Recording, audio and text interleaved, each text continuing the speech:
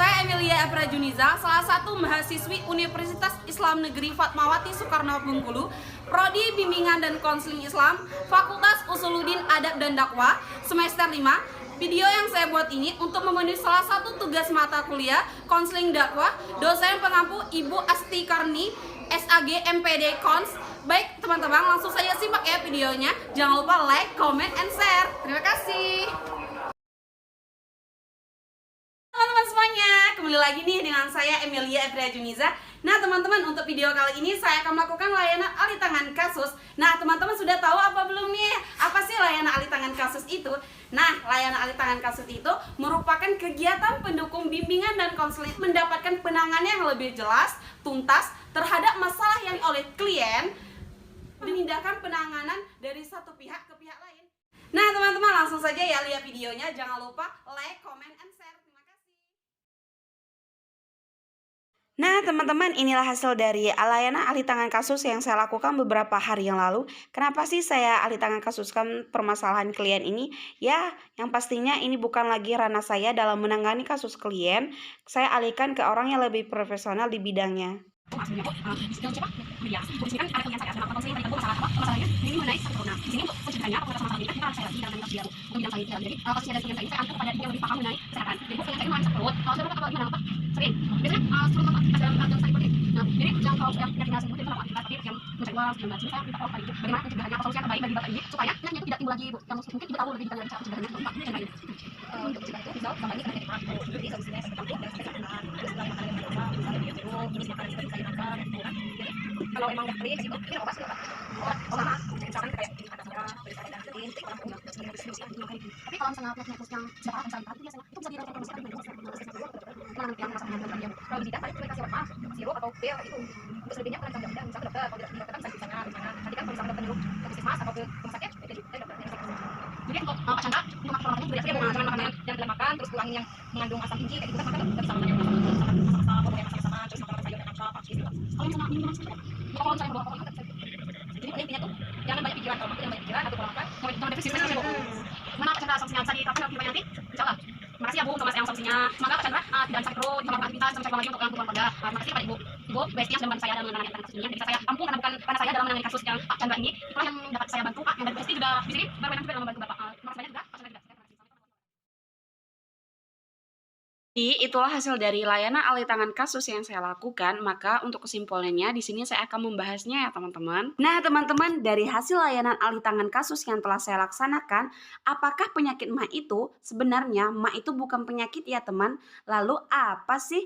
Nah, MAH itu tidak ada dalam literatur medis ataupun dalam dunia medis. MAH berasal dari bahasa Belanda yaitu den maag yang artinya lambung. MAH hanyalah istilah yang digunakan masyarakat awam untuk menggambarkan keluh-keluhan yang disebabkan oleh gangguan pencernaan, misalnya keluhan sakit perut, mual, muntah, dada terasa nyeri, kembung, began, dan mulut terasa asam. Maka dapat kita simpulkan bahwasannya MAH itu sendiri bukanlah penyakit, melainkan gejala yang menandakan adanya penyakit tertentu. Jadi bisa dipahami ya teman-teman.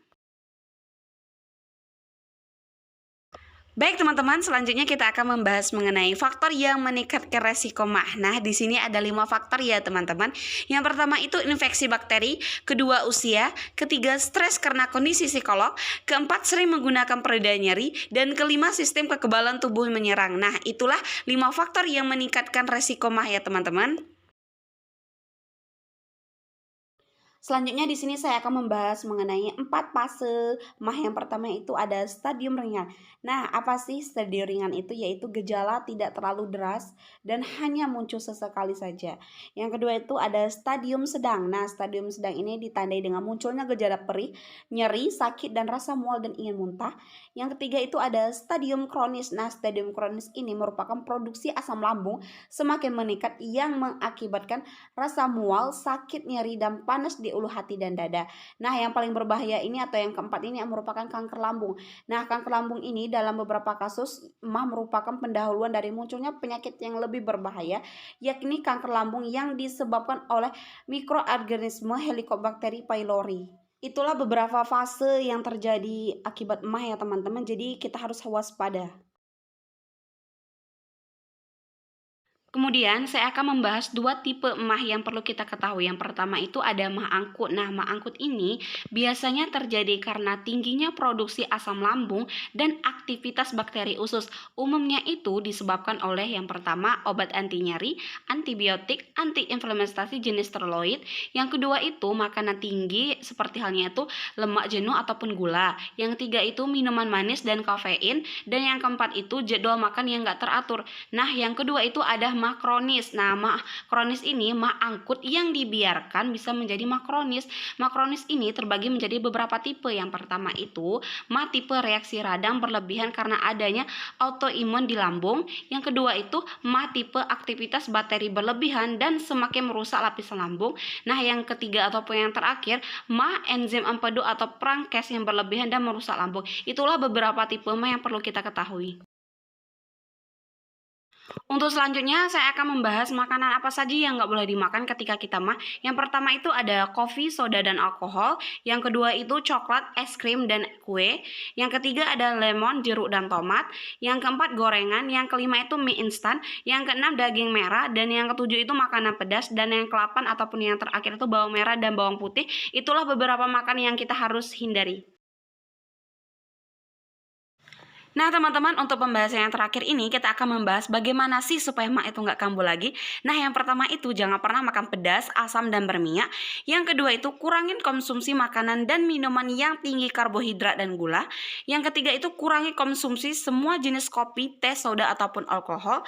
Dan yang kita perlu lakukan ya tidak perlu makan sering tapi makan di jam yang sama dengan teratur. Semoga bermanfaat. Terima kasih.